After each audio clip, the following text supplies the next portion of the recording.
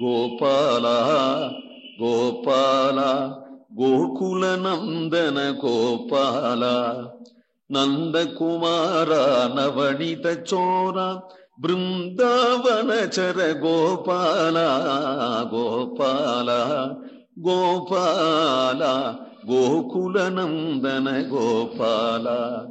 கிடக்கில் தொட்டில் கிழிய உதைத்திடும் எடுத்தும் கொள்ளில் மருங்கை இருத்திடும் ஒடுக்கி புல்கில் உதரத்தே பாய்ந்திடும் மிடிக்கிலாமையால் நான் மெலிந்தேன் நங்காய். கிடக்கில் தொட்டில், அதுக்கு ஒரு தொட்டில் போடுவோம் அப்படின்னா தொட்டில் உடைய உதைத்திடும் நாள். மரத்தொட்டிலா இருந்தா உடைய, கிழியங்கிறதுனால இந்த தொட்டில் தூளி, துணியாலேயே குழந்தைகளுக்கு தூளி போடுறா இல்லையா. தினசரி ஒரு புடவை வேண்டிருக்கான் இவனுக்கு. தினசரி ஒரு அவ பட்டு பட்டுன்னு உதைச்சு தினசரி கிழிச்சு விடுவான். அதனால ஹவாத்துல வேலை செய்யற வாழ்க்கை நிறைய புடவை கிடைக்கிறது.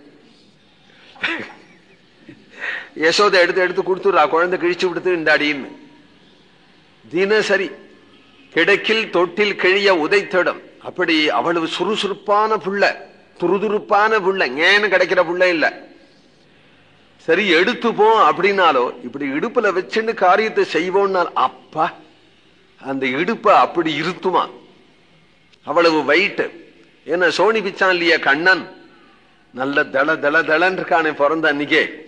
எடுத்து கொள்ளில் மருங்கை இருத்துடும் ஒடுக்கி புல்கில், சரி இடுப்புல வச்சுக்க வேண்டாம், மார்போடு மார்பு கட்டிப்போம் அப்படின்னாலோ வயத்துல ஓங்கி ஒரு உத விட்டு கப்புன்னு கிளம்புவனா, குதிப்பனா, வயத்திலேயே நர்த்தனம் ஆடுவனா.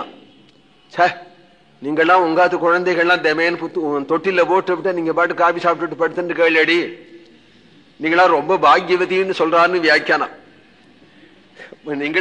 நீங்களாம் பாக்யவதிகள், உங்காத்து பிள்ளையாட்டம் இல்லை என் பையன்.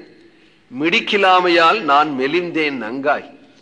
இவனை வச்சுக்க என்னால முடியல, அவ்வளவு பாடுபடுத்தினான். அப்படி பொதுவாகவே எந்த தாய்மார்களும் தன் குழந்தை ரொம்ப துஷ்டத்தனம் பண்றதாகவும் பாடுபடுத்துறதாகவும் அப்படியே சொல்றது வழக்கம். அதுல ஒரு சந்தோஷம் அவளுக்கு.